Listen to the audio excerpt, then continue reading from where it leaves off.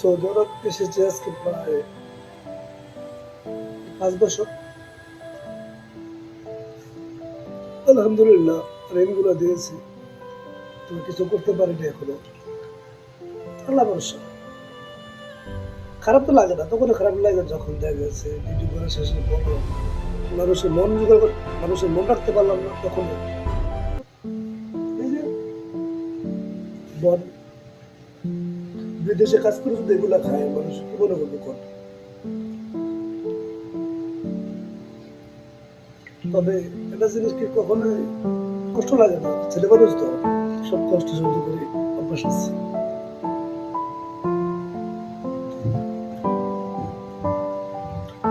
কষ্ট কখনো লাগে যখন এই কষ্টগুলো দ্বিতীয় কোনো মানুষ কষ্ট বুঝতে পারে না, তখন কষ্ট লাগে বেশি।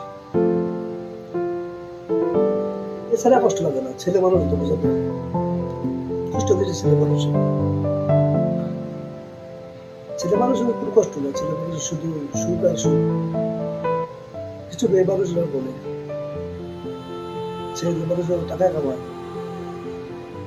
টাকা তো সবাই কামায়।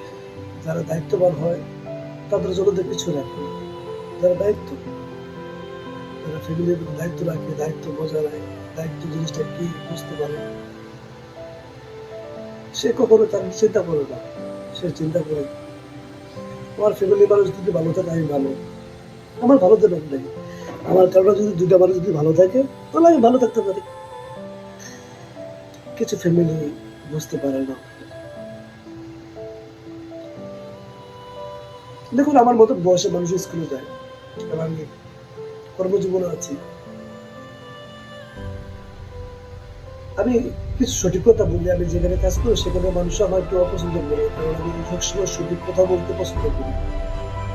আমি অনলাইনে কখনো আসতাম না, আমি অনলাইন পছন্দ করি না।